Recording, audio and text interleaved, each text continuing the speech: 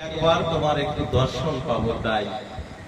আর ব্রজগোপীরা বলছে আমাদের কোনো তপস্যা লাগবে না, আমাদের কোনো মন্ত্র লাগবে না, আমাদের কোনো ধ্যান লাগবে না, আমরা একটাই মন্ত্র জানি, জীবনে একটাই মন্ত্র শিখেছি। দেখুন তো ব্রজগোপীদের ভাবনাটা কত দৃঢ়।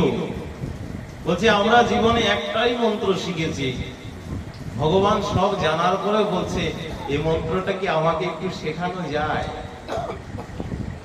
হ্যাঁ, আমরা ভগবানের কাছে থেকে মন্ত্র পাই বটে। ভগবান বলছে ব্রজগোপীর কাছে আমাকে কি সে মন্ত্র শেখানো যায়? ব্রজগোপীরা বলছে এই মন্ত্র তুমি শিখতে পারবে না, এই মন্ত্র তুমি শিখতে পারবে না, এটা অত্যন্ত কঠিন মন্ত্র। ভগবান বলছে তারপরেও যদি শিখিয়ে দিতে পারো হয়তো একটু চর্চা করে দেখতাম যে শিখতে পারি কিনা। ব্রজগোপীরা বলছে কোটিকাও চর্চা করেও হবে না। ভগবান তখন করজোরে বলেছে যদি নাই পারি অন্তত পক্ষে একবার তো শুনতে পারি। এই যে দেখেন ভাব কোথায়, যে ভাবের বর্ণনা আমরা ভাগবতমে সুখদেব গোস্বামীপাদ দিচ্ছে, এই ভাবটা কেমন, এই অত্যন্ত দৃঢ়তার ভাব। ব্রজগোপীরা বলছে শুনতেই হবে। ভগবান কর্ণটাকে উৎকল করে দিয়ে বলছে একবার তো শুনতেই পারি, যদি বলছে শোনার মতো যদি হয় তাহলে করুণা করে বলো। যখন নিজেকে একটু ছোট করে দিয়েছে যে একটু কৃপা করো, করুণা করো, তখন ব্রজগোপীরা বলছে আমরা কোনো মন্ত্র জানি না, একটাই মন্ত্র জানি, তুমি বাসো কিনা বাসো ভালো তাতে দুঃখ নাই, জনম জনম যেন তোমার চরণ তলে আমরা ডুবে যাই।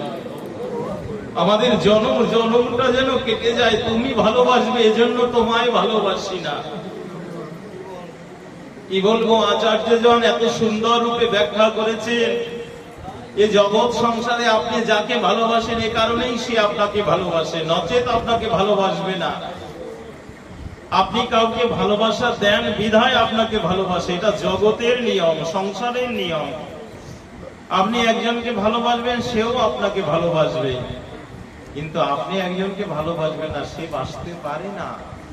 ব্রজগোপীরা বলছে আমাদের দিকটা বিপরীত, কারণ তুমি যে ভালোবাসবে এর যোগ্যতা আমাদের নাই, তুমি যে ভালোবাসবে এর যোগ্যতা আমার নাই। এ কারণেই ব্রজগোপীরা বলছে তোমায় বাঁচতে হবে না, যতদিন পর্যন্ত আছি আমরাই বেঁচে যাব। তবে কি হে মাধব, আমাদের একটা চিন্তা নাই, সকলে তোমায় পেতে চায়।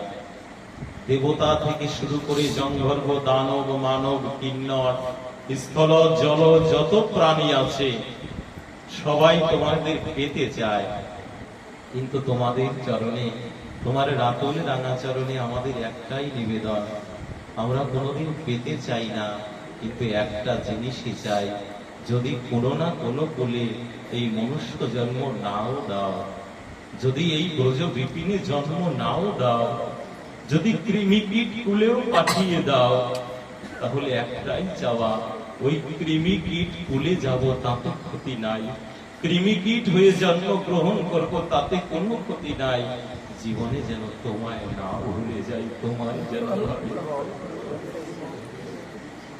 একটু ভাবুন তো, এগুলো কি হৃদয়ের কথা?